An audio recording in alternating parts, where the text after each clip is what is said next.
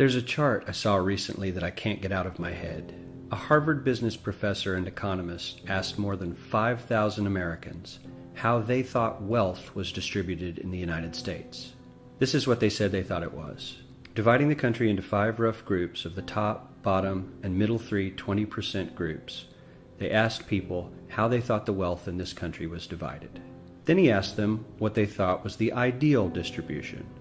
And 92%, that's at least 9 out of 10 of them, said it should be more like this. In other words, more equitable than they think it is. Now that fact is telling, admittedly, the notion that most Americans know that the system is already skewed unfairly. But what's most interesting to me is the reality compared to our perception.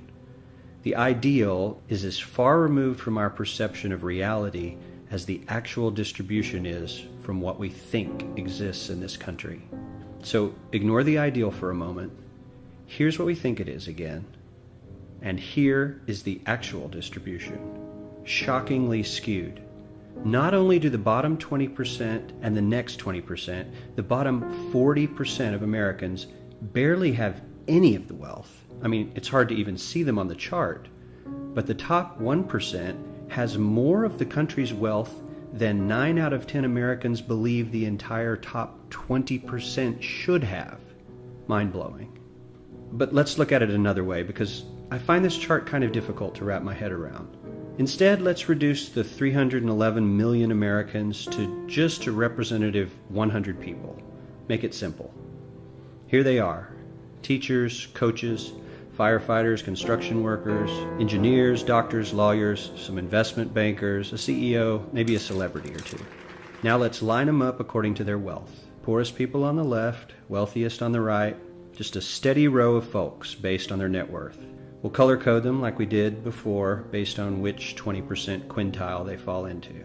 Now let's reduce the total wealth of the United States, which was roughly $54 trillion in 2009, to this symbolic pile of cash. And let's distribute it among our 100 Americans. Well, here's socialism, all the wealth of the country distributed equally. We all know that won't work. We need to encourage people to work and work hard to achieve that good old American dream and keep our country moving forward. So, here's that ideal we asked everyone about. Something like this curve. This isn't too bad. We've got some incentive, as the wealthiest folks are now about 10 to 20 times better off than the poorest Americans. But hey, even the poor folks aren't actually poor, since the poverty line has stayed almost entirely off the chart. We have a super healthy middle class with a smooth transition into wealth. And yes, Republicans and Democrats alike chose this curve. 9 out of 10 people, 92%, said this was a nice, ideal distribution of America's wealth. But let's move on. This is what people think America's wealth distribution actually looks like. Not as equitable, clearly, but for me, even this still looks pretty great.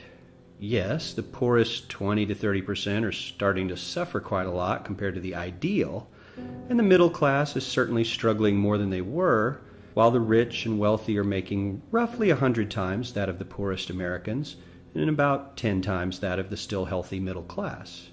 Sadly, this isn't even close to the reality. Here is the actual distribution of wealth in America. The poorest Americans don't even register.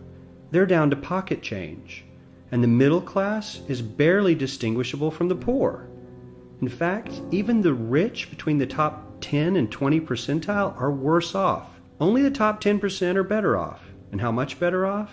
So much better off that the top 2 to 5% are actually off the chart at this scale. And the top 1%, this guy, well, his stack of money stretches 10 times higher than we can show. Here's his stack of cash, restacked, all by itself. This is the top 1% we've been hearing so much about. So much green in his pockets that I have to give him a whole new column of his own, because he won't fit on my chart.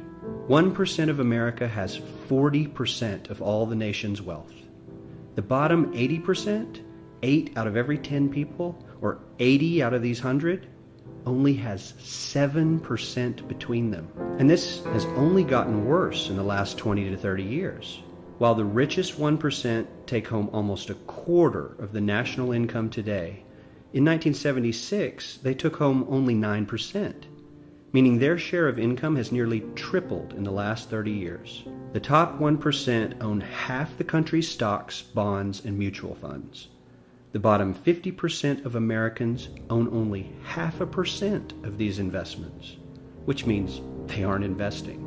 They're just scraping by. I'm sure many of these wealthy people have worked very hard for their money, but do you really believe that the CEO is working 380 times harder than his average employee? Not his lowest paid employee, not the janitor, but the average earner in his company.